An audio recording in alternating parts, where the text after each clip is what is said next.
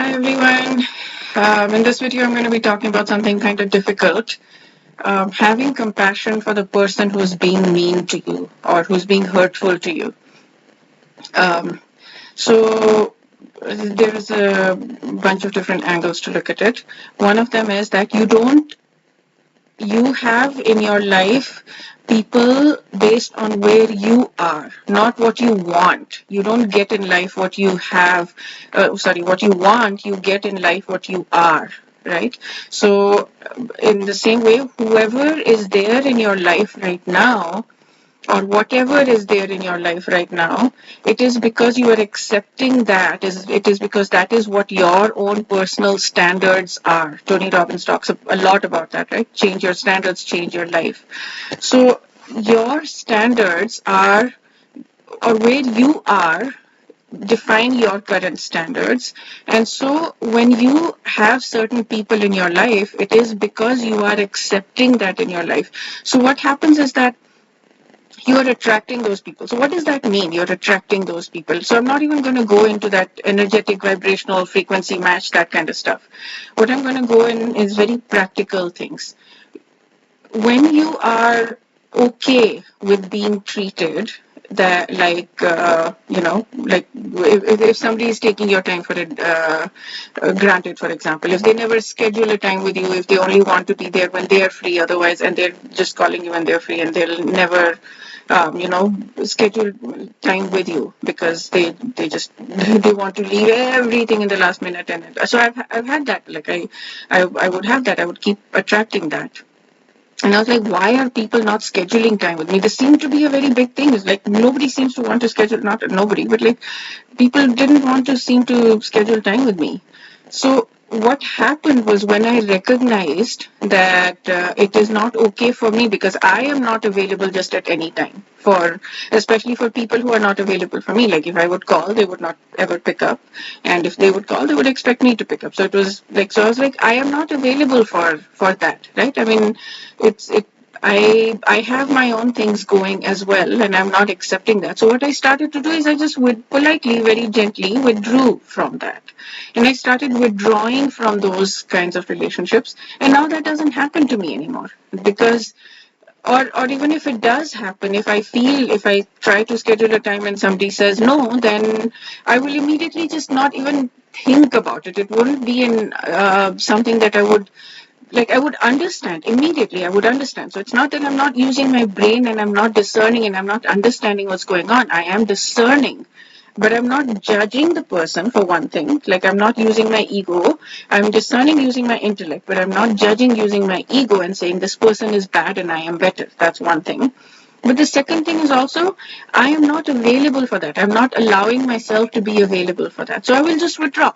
So there are many times now when I feel that there is a mismatch in the way I treat people. I don't want to use the word treat people also because there is some judgment around that. There is a mismatch in the way I relate with people. Like, for example, if I want to talk to somebody, I will schedule time with them or I will call them, or if they call me, I'll pick up. If I can't respond right instantly, if I'm busy, then I'll call back as soon as I'm free. So this is the way I relate to people. And plus, I don't text. I am not a texter. I like phone calls, or in person is the best, but phone calls I'm okay with. Like, so yeah, I like phone calls. I do not do text back and forth. That just does not work for me. So now I don't even like if I see that somebody is not relating in the same way, not able to relate in the same way, then I just withdraw from that relationship right from the get go without anything. So I will withdraw only in this. Like, so when I'm meeting in person, I will be completely there. I will be completely warm because we are there in person. It's just that I will not text that person or I will not schedule things with that person if I feel that, I mean, if they don't want to schedule, obviously I can't schedule. But then that part of the relationship will not be there. But when I'm with them in person, I will be completely warm and completely there, right? But that will be the boundaries that I'm setting. This relationship is only if we end up meeting in person, then we get to know each other deeper, that kind of a relationship. This is not a relationship where we are communicating outside of luck, meets, right? So that is the boundaries that we set. So the things that we accept in our lives changes based on who we are and what we accept in our lives and what we choose to accept. So if I'm saying that my time is valuable for me. I have a lot of things that I'm trying to do, and if and I want to build real connections with people. And if I'm feeling that I'm not able to build a real connection with a person, and if a person wants a more superficial relationship, then I'm willing to have, because I don't have time for superficial relationships. It's not, I mean, I understand. Obviously, there behind that hard shell of that person who wants a superficial relationship, there is depth, right? But I'm not able to access that depth. And that person is not willing to work with me to access that depth. So I'm like, okay, there are other people who I will be able to access that depth with. And even if there wasn't, I would be okay, right? I would access that depth with God. I would build that relationship with God. And eventually I would find somebody who wants to access that kind of depth as well. And sometimes it may take years, but that's okay. And so it may feel terrifying that we're going to be alone because everybody is going to be something like that. And the thing is, you don't cut people off and make this big thing like, no, I don't want to be with you because you do this and you do that. No, no judgment. No judgment. Absolute compassion for the person and understanding that I do not want to text, so I'm not going to start texting suddenly because I'm not going to have hours long texting conversations with this person because they prefer text. And because that I find it very inefficient and I find it a waste of my time. The amount of information you can get across in a 1 minute phone call is more than 30 texts back and forth over 2 hours. That's what I feel. So I would much rather talk on, and I do text. It's not like I don't text. There are situations where I text, of course there are, but like I don't have those 2 hour long conversations. I used to have done so much of that. Oh my goodness, I've done so much of hours long texting. So that's where I was. I understand, right? That's where I was. And I found that useful for me at that time. And then I outgrew that and I was like, no longer am I going to do that. So, um, so you raise your standards, you raise yourself, you raise your compassion for yourself, and automatically you start to feel that compassion for other people also, and the people that you. So the way I say it is that it's not that you're attracting those people; you're still attracting all kinds of people into your life. It's just that you're very quickly setting boundaries and very quickly letting them go. As soon as you meet a new person and you realize that this personality of the person doesn't match my personality, then immediately you just let go of that. And you don't try to build something where you will both be unhappy because you will keep wanting to call, they will keep wanting to text, and there'll just be always this like fighting kind of thing. So you will automatically just it will automatically just fizzle out. Like naturally it will just fizzle out. And you do that. Already you do that with a million things without realizing. There are so many people that come into your life. Are you friends? Are you close friends with everyone? No, right? You let most of the people in your life fizzle out because you realize that there isn't a match. It's just that when you raise your own thing, then you understand more of what is not a match. And that is not a bad thing because what you're doing is you're creating space for who is a match. So if you filled your life with all of these unfulfilling relationships, then you don't have room in your life for somebody new.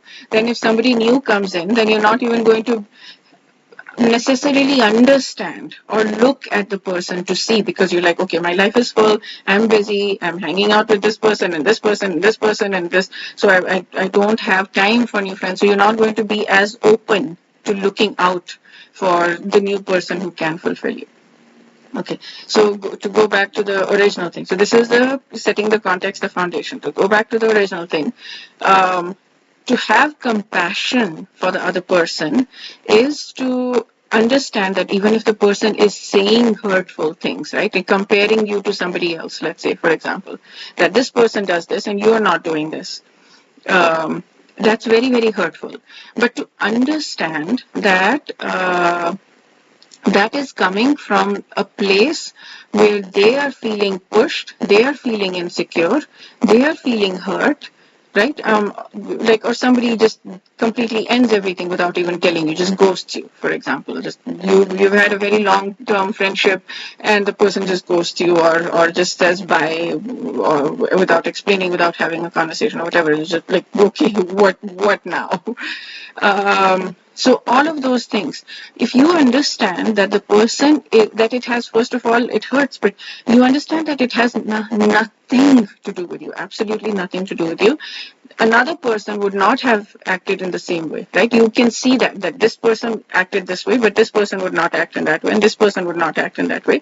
And you know many people who have not done that, who have actually had real conversations and whatever.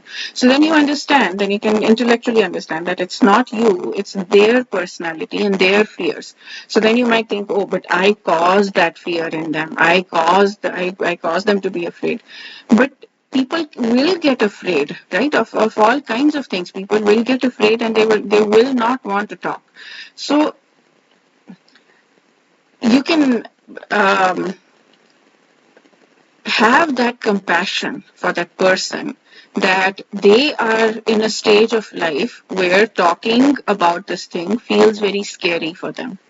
And you can be okay with it. And once you're okay with it without judging them, like you actually feel they're okay. I mean, not, I am okay. I'm not taking it personally. There is nothing wrong with me. There is nothing fundamentally wrong with me. And then you're like, okay, they're okay because there is nothing fundamentally wrong with them. I do all kinds of things, other things that are probably they don't do, right? That I've not worked through. And this is something that they have not worked through. The ability to talk to people about things is something that they have not worked through, and that's okay. So when you get to that place of compassion, then you can build the love with them. So if somebody's, for example, the previous example where somebody's comparing you with someone else, if you go up to them and you ask them, hey,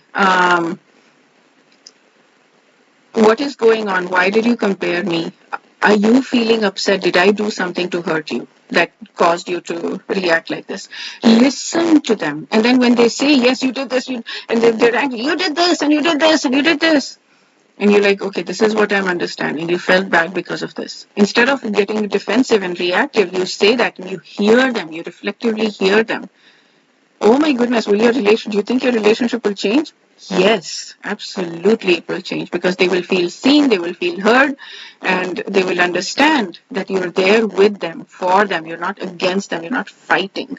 When you take a hand and you take to another hand and you push against one hand, the automatic reaction is to push against the other hand, right? If you're doing this with someone else and you push, then their automatic reaction is to push back. But if you don't push, then they will not push, right? If you pull, then likely they will also put uh, um, come towards you, basically. Okay, so yeah, um, have compassion for other people, and for when they are triggering you, have compassion for them. When they are triggering you, it's difficult. My goodness, it's difficult, but have compassion for them, and you will see your life change and your relationship change. And the second thing is um, raise your standards. Raise your standards so that you accept what you want. Like, look at yourself. What is it? If somebody is in your life that is not feeling right, then look at yourself. What is it that I am ready to accept? What is it that I'm accepting that I should not be accepting?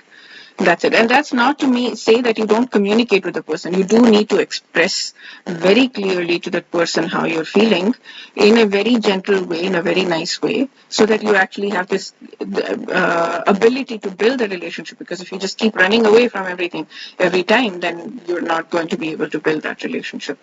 So you look at the person and you see, okay, is this somebody I want to be able to build a relationship with? Is this solvable? Do I think that this is solvable? Or this is their personality and it's just not matching? So yeah, okay. Wish you a day filled with lots of personal growth. Radhe Radhe.